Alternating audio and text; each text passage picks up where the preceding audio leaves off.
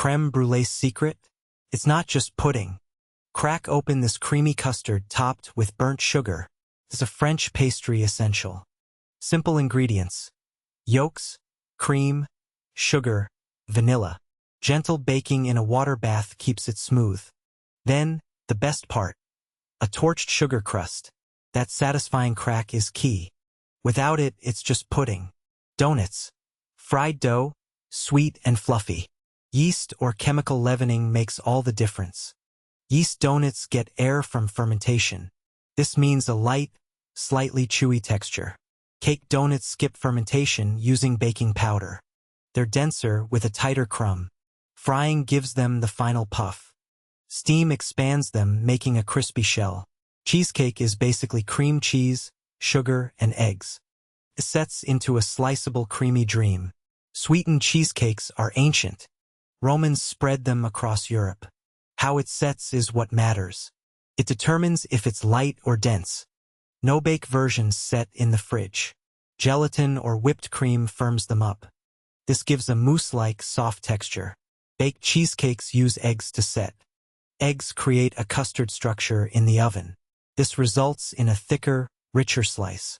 New York cheesecake is super dense, packed with cream cheese.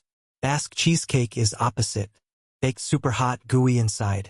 That slight char balances the sweetness. Brownies, fudgy or cakey chocolate squares. It all comes down to fat versus flour. Fudgy brownies. Lots of fat, little flour. More butter and chocolate means less gluten. This keeps them dense and moist. Cakey brownies use more flour for lift. They're like a soft chocolate cake. Move the ratio just a bit and it's a different dessert. Tiramisu, Italian coffee-soaked ladyfingers and mascarpone cream. Its name means pick-me-up.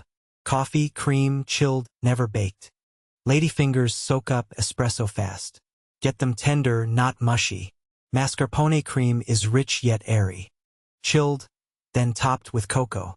Cocoa adds bitterness and aroma, balancing sweetness. Flan, custard with a caramel crown. Baked, chilled, then flipped for sauce. A water bath ensures a smooth texture.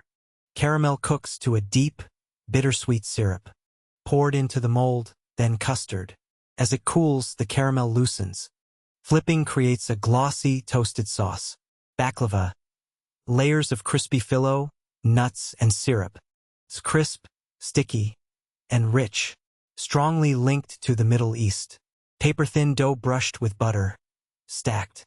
Baked crisp, then drenched in hot syrup. Syrup soaks in, binding layers without sogginess. Great baklava is crisp on top, syrupy below. Pavlova. A crisp meringue with a soft, marshmallow center, topped with cream and fruit.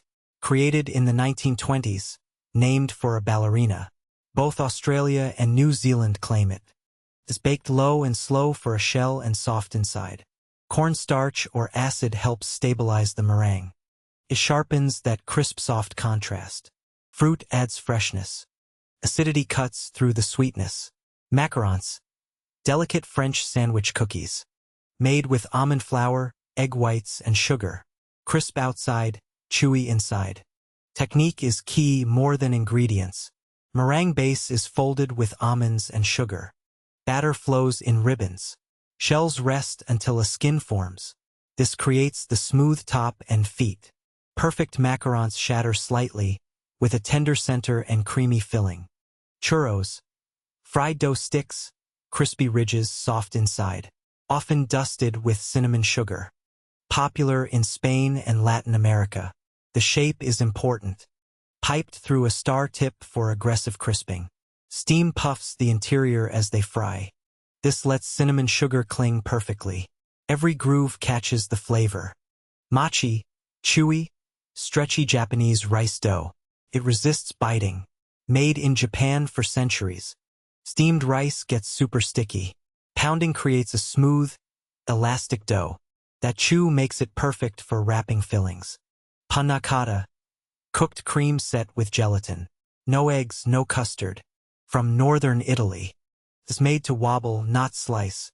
Gelatin creates a delicate set in the chilled cream. Pure dairy flavor shines through. best with tart toppings like fruit or caramel. Mille-feuille, Napoleon puff pastry layered with cream. Butter folded into dough creates thin layers.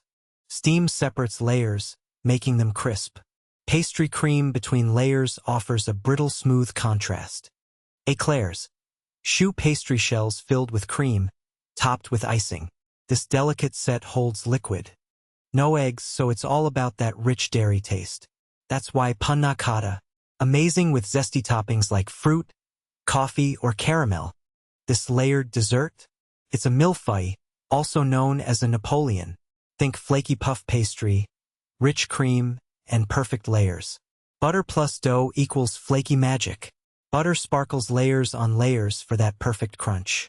Steam in the oven puffs up those layers. Butter makes them crispy and keeps them from sticking.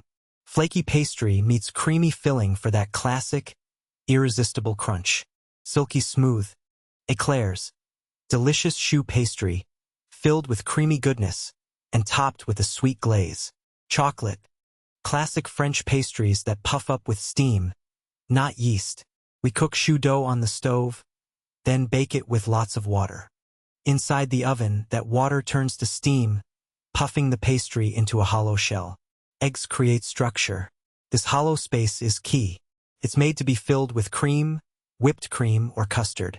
Trifle is a British layered dessert served in a clear dish.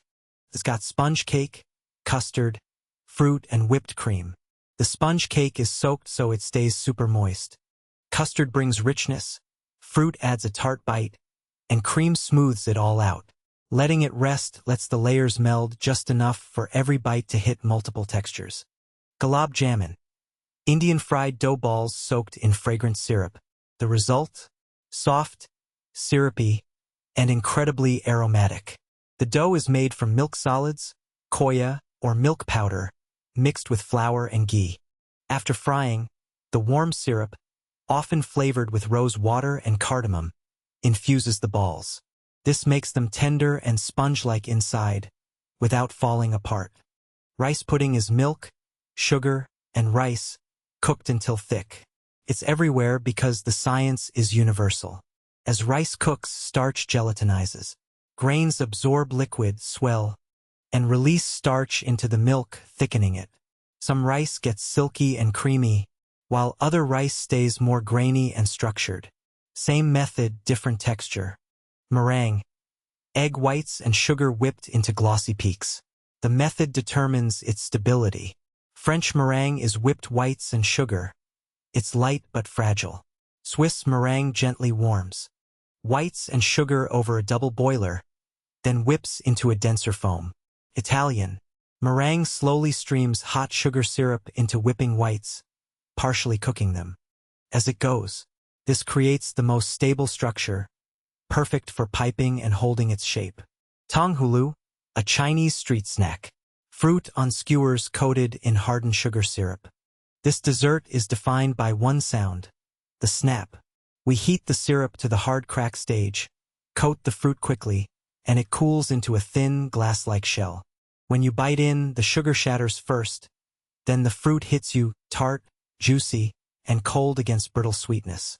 From custards to fried dough to sugar shells, desserts are all about the science behind them. Let us know in the comments what we should cover next. The science behind desserts is what makes them, well, desserts. Here you go. Drop your next video ideas below. Tell us what you want to see next.